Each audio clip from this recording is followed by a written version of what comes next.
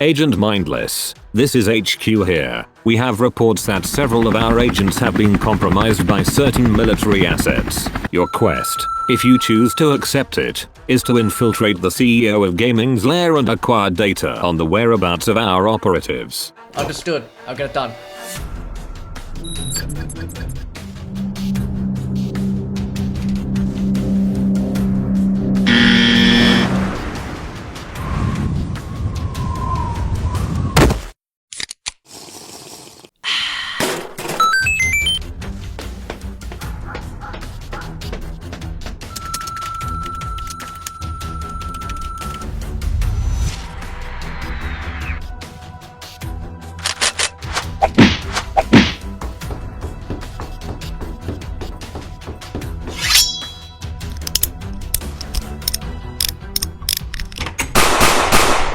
Last operator standing.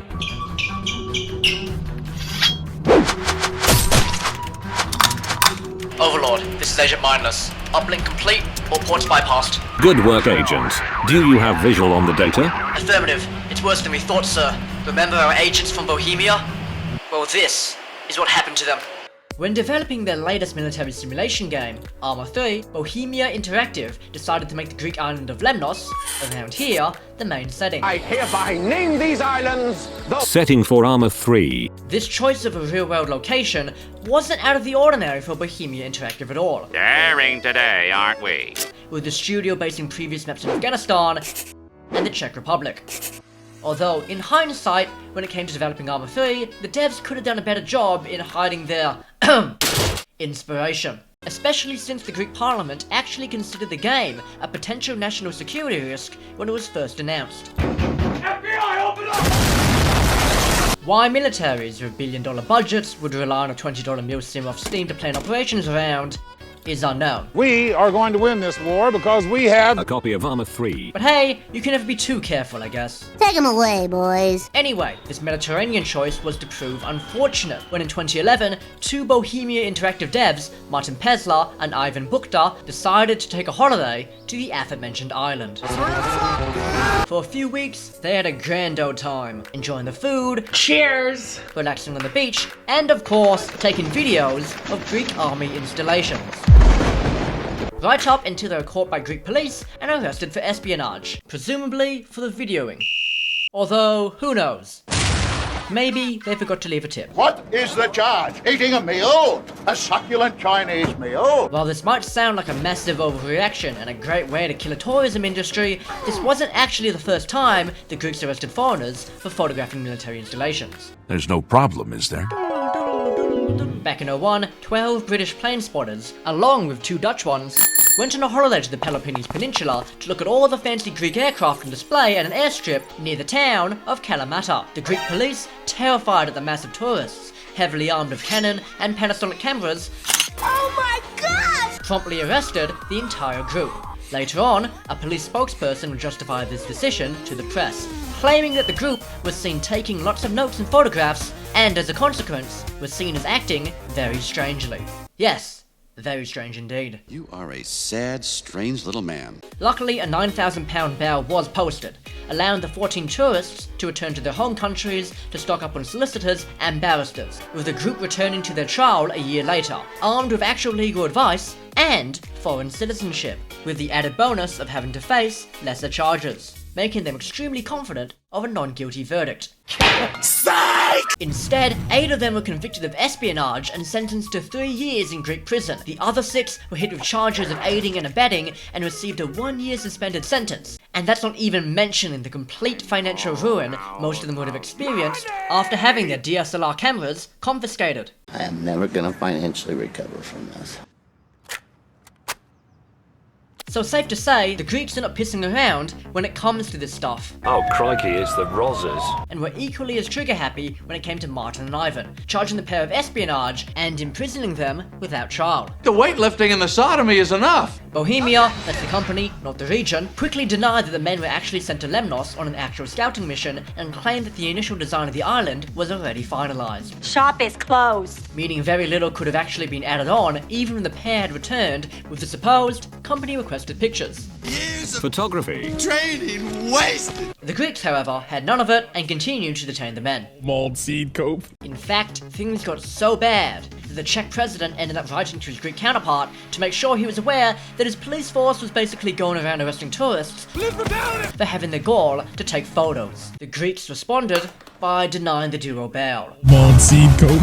This back and forth went on for 129 days, spawning diplomatic action, a video made using Arma 2 detailing their plight, and even a Facebook page before the pair were finally allowed to post a €5,000 bail and make it back home. You have a good day, sir. Upon their return to the Czech Republic, a minor media circus would ensue, with the duo even appearing on a few Czech talk shows chronicling their experiences. However, since they'd simply posted bail back in Greece, they would eventually be summoned back 4 years later for a sentencing trial. As expected, the Greeks ignored their protests of simply being on a holiday and taking the expected holiday-related pictures and convicted them of espionage. However, this time, they would successfully appeal their sentences, avoid any further jail time, and nick off back to the Czech Republic, where they would never be heard from again. Ooh, spooky. But in all actuality, they probably just never went back to Greece to be detained. As for the fate of Arma 3, well, Bohemia quickly renamed Arma's island from Lemnos to the much less espionage-inducing Otus, released a statement reminding everybody that the game was, fiction, as in not real, and then proceeded to get the game banned in Iran And stay out. by portraying the country as the kinda sorta maybe bad guys. Damn it. Guess I'm going to have to cancel my holiday then. What else can you find? Okay, I'm looking. Got it. It's about our Russian contact who went dark. Turns out he was actually a developer working on DCS World, a combat flight simulator so realistic that your PC will literally turn into a jet engine while playing the game. Naturally, this dedication to realism on behalf of developers Ego Dynamics Oh hey, I didn't see you there. means that when designing their trademark $100 plane DLC, You should buy my JF-17 Thunder DLC. a quick skim of a Wikipedia article isn't gonna cut it.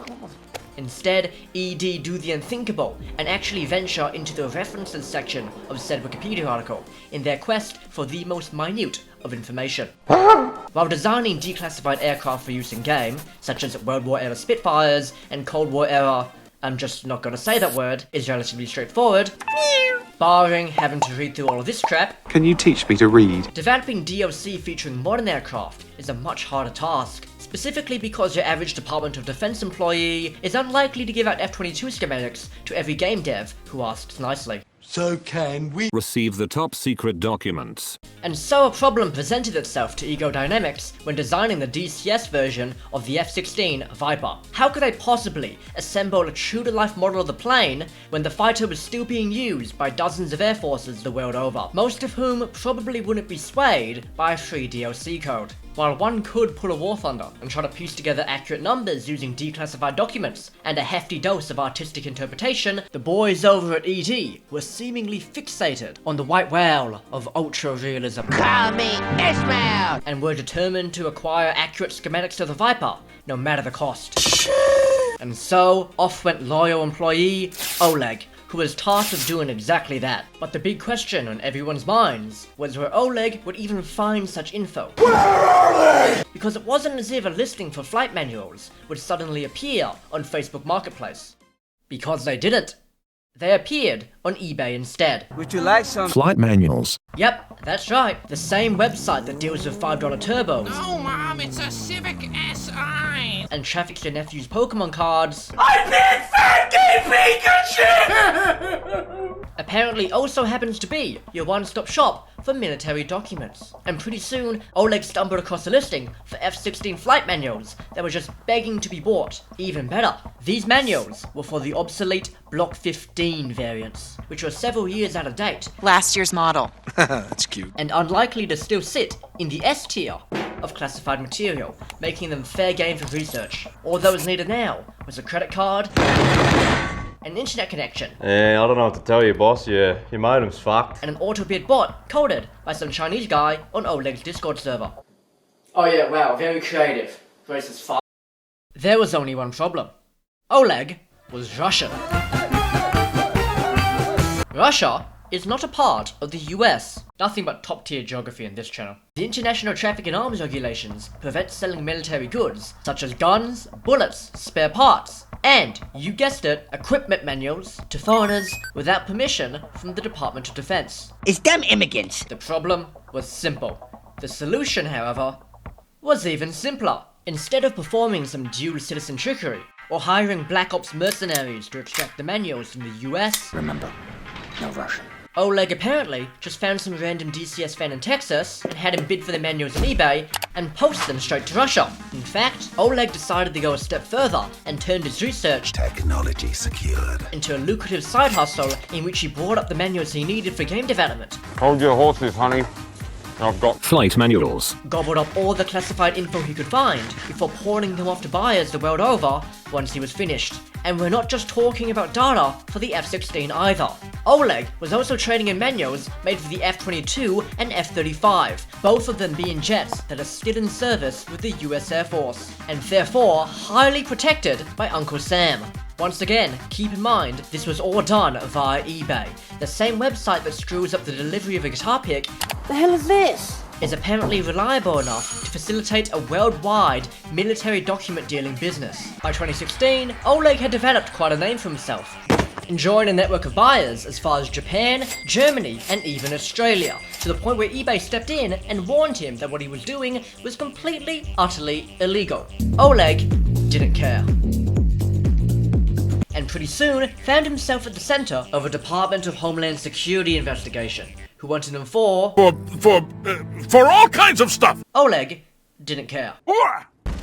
Because this time, his Russian identity was going to prove a help rather than a hindrance. Come with me if you want to live. Because Russia lacked an extradition treaty with the States, meaning that as long as Oleg stayed in his native motherland, he was safe from the clutches of Uncle Sam. So, just like that, Oleg had effectively gotten away with espionage against the most powerful nation on Earth, and all he needed to do was stay in Russia. Well, this is fucking shit. So instead of doing the sensible thing and camping in Russia for a few years while the heat died down, Oleg instead decided to take a quick holiday to Georgia, presumably to celebrate all the cloak and dagger work he had done. Upon landing in the Eastern European country, Good afternoon. Good afternoon, my ass. he was promptly arrested by local police, Put your hands up. Come on, put them up. chucked on a flight to the States, jailed in the Utah prison, Now pick up the salt. and quickly tried for smuggling, conspiracy against the USA, and violating the Arms Control Act. Although luckily for him, he didn't take any photos of military bases, otherwise he really would have been in trouble. Stop right there, criminal scum.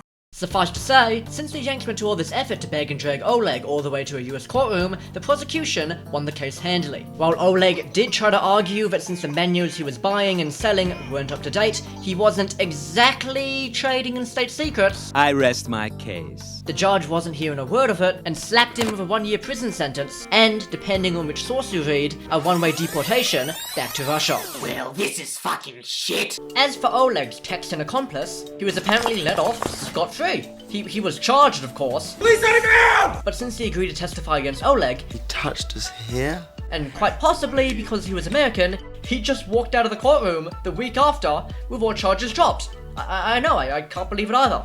Okay, next.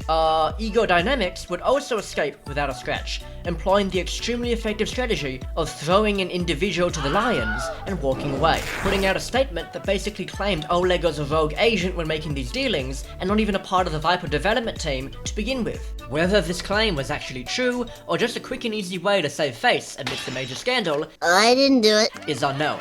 But the end result is that it worked, and ED were able to avoid having their offices raided by Delta Force teams. Mission failed. We'll get them next time. Now, in case you're still curious about the fate of the Viper DLC that started this whole saga, well, development of it chugged along without the valuable aid of Oleg, and it was eventually released in 2019 for the extremely reasonable price of $130 bloody dollars. Jesus, forget buying documents off eBay. These guys could buy a working Viper with the amount of money they're raking in. I'll take your entire stuff! Now, the previous two operations were instances of rogue employees striking out on their own in an attempt to cut through that pesky military red tape. This story, however, features a hero getting their paychecks not from any game studio, but rather from an actual military. The hero's game in question? War Thunder. Developed by Gaijin Entertainment, the game is the preferred title of every 15-year-old who watches a bit too much Kaiser Versus. In 2021, however, the game would go from simply damaging the social lives of teenage boys, ah shit, is anyone a charger? To severely damaging the security levels of the UK Armed Forces. Ah shit, is anyone... Enter the Challenger 2, the current main battle tank of the British Army, and one that spent 12 years in development, demands £4 million of taxpayer money per unit, most of which no doubt goes toward the built-in military-grade kettle. What you're seeing is advanced warfare. And naturally, one that is highly top-secret design documents. No touching without consent. And so our story begins the way many gaming-related stories do, with a petty online argument. In this case, the argument was spawned by avid player Fear Not, or FN, a minor celebrity within the War Thunder community due to his day job of being an actual Challenger 2 tank commander. Why he would come back after a hard day's work of actual tanking, only to get smurfed on by a clan of 15-year-old Tommy K fans, is unknown. Skill issue.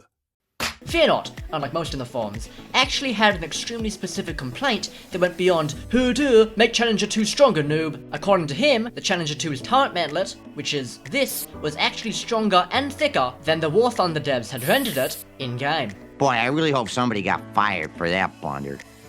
Are you winning, son? This spawned quite the online argument, as pages of the forums were filled to the brim with petty arguing over a few pixels of an in-game object.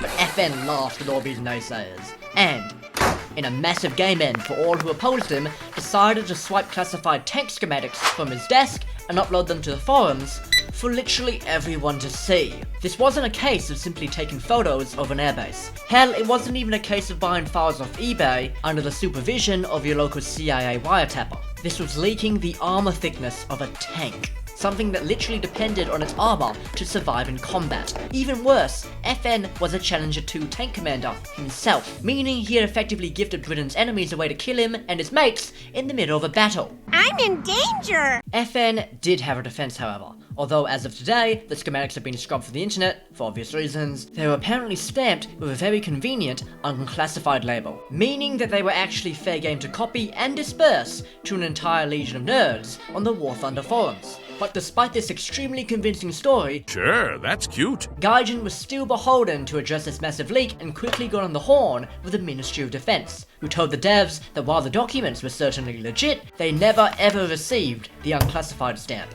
I've never met this stamp in my life. Simply because such a stamp didn't even exist. Armed with this newfound knowledge, Gaijin posted an official response, basically telling FN that not only was he a bloody idiot, but he was also placing actual lives in danger. As expected, FN's post was removed not long after, although there was certainly enough time for his friendly neighborhood Russian spy to grab a few screenshots. But if one can ignore the potential ramifications such an event could have in the future, this story is actually pretty funny. Many memes were made, many keks were had, and many upvote buttons were smashed, making this whole song and dance a grand old time for everyone involved. But then, a massive bombshell dropped. Remember how FN claimed he was an illustrious tank commander, valiantly leading Her Majesty's armed divisions into battle? Well, according to this Redditor, he was nothing of the sort. In fact, he was simply a lowly tank mechanic. Or at least, he was a lowly tank mechanic. Because a fortnight after the leaks dropped, FN renamed his account, deleted all his posts, and went completely and utterly silent on the forums, with most online speculation settling on a fate consisting of a court-martial, guilty, and potential jail time of upwards of 14 years. Or that, just so his favourite tank could get a slight armor buff in a pay-to-win game. As for the mantlet armor itself, well, unfortunately for Fear Not, even though his info was 100% correct, Gaijin couldn't update the Challenger 2's armor at all. This is worthless, since they operated on a policy of only using declassified documents. Even worse is that now the company can't even estimate the armor's thickness to get close to what FN posted, lest someone in the British military claim they had a peek at the schematics while they were still online. Bloody Gaijin. No wonder my KD is so bad in the game. That's not it, sir. The details are sketchy, but I think it goes deeper than... What's going on? Agent, what is your status? This is Agent Mindless, my cover's blown! Requesting immediate extraction at grid square coordinates, Bravo X-ray... All call signs check in. Code RGB. I repeat, code RGB. There's an agent in immediate danger. This is Lieutenant Pizzler responding. I'm gonna have to check in with Overlord. Captain Victor here. Let's take some videos. Overlord, this is Grizzly. This is Squadron Leader Oleg. Let's make this quick. I've got a holiday in Georgia in a few days. Engage with thermal barrier. You're not here? Guess who just made Tank Commander, lads? Good luck, everyone. This was from the boys in Colorado. Be advised, exfil team has arrived. Agent Mindless, you're deviating from your exfil point. Is everything okay? Everything's fine, mate. Just making a quick detour. It seems we have a few more gamers in hot water.